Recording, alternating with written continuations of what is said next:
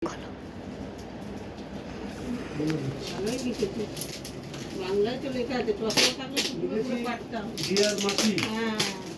খুব ভালো থাকো, love you, happy mother's day 2025। আর এটা লিখেছি, মাই ডিয়ার মা, লাভ ইউ, তুমি খুব ভালো থেকো।